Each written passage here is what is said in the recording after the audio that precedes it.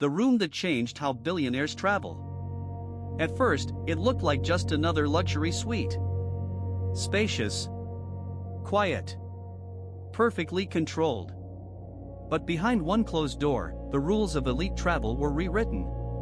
To understand why a single hotel room could change how billionaires move through the world, we have to return to a moment when scale stopped feeling impressive. Private jets were common. Entire hotels could be bought out. Privacy was available, but never complete. No matter how much space they occupied, the ultra-wealthy were still exposed to systems they did not fully control. Travel, for them, had become inefficient. Too many staff. Too many variables. Too many transitions between aircraft, cars, hotels, and meetings. Every movement created friction. Every handoff increased risk. What they wanted was not more luxury. It was continuity. This room was designed as a solution, not an indulgence. It wasn't advertised publicly. It wasn't bookable online. There was no official name attached to it. Those who knew, knew. Those who didn't were never meant to find it. From the outside, the hotel looked ordinary. Respected, refined, discreet. Nothing about it suggested transformation. But deep within its upper floors, one suite operated under entirely different assumptions. This room was not part of the hotel. The hotel existed around it. The reveal began with function. The room was modular, able to shift purpose without visible effort. Sleeping, working, negotiating, isolating, all without leaving the space. Entry points were layered. Staff access was indirect. Even sound behaved differently here, absorbed and redirected so completely that silence felt engineered. For the first guests, the effect was immediate and unsettling. There was no sense of arrival. No transition. They stepped inside and felt finished. As if movement itself had ended.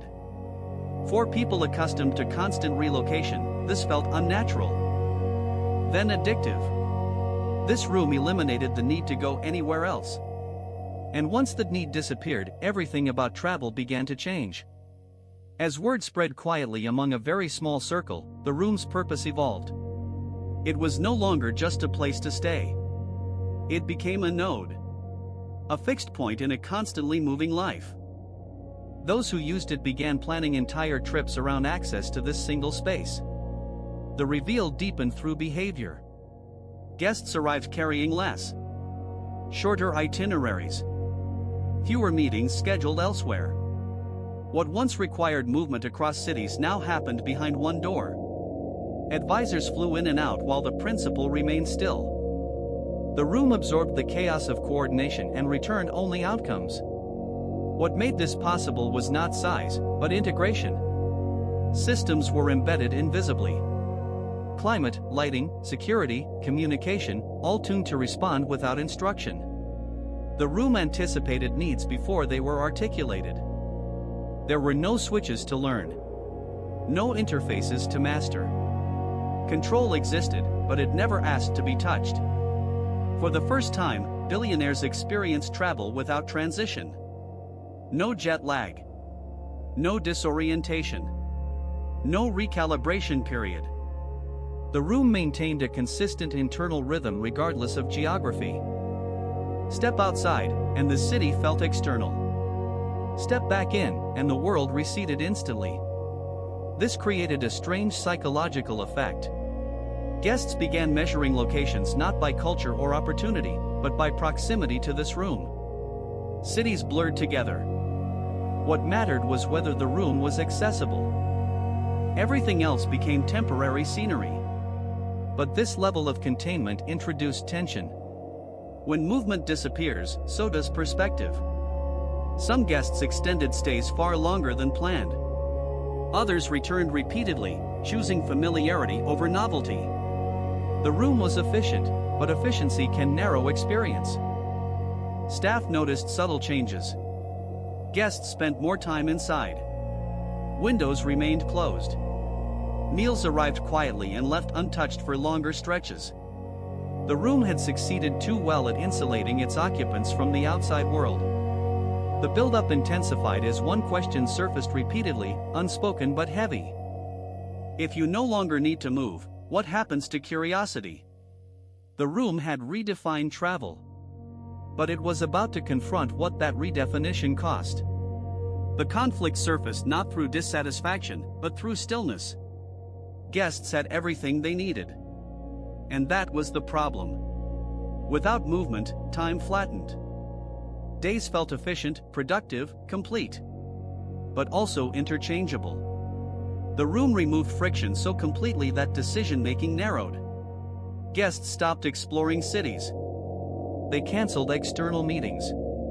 They delayed departures without urgency. What began as control slowly became containment. The buildup intensified as guests realized how much of travel's value comes from disruption. Jet lag forces rest. New environments force adaptation. Unfamiliar streets invite curiosity. This room erased all of that. Inside, everything was known. Predictable. Optimized. Some guests began feeling strangely disconnected. Not from the world. From themselves. They described a loss of contrast. Success felt muted. Time felt compressed. Moments blended without texture. Staff observed the pattern. Longer stays. Fewer requests. Minimal variation in routine. The room had become a cocoon. For people who built empires by sensing change, this was dangerous. Innovation requires friction. Perspective requires movement. The emotional pressure peaked when a few guests chose to leave abruptly. Not because they were dissatisfied, but because they felt stagnant. They realized something unsettling. The room was perfect.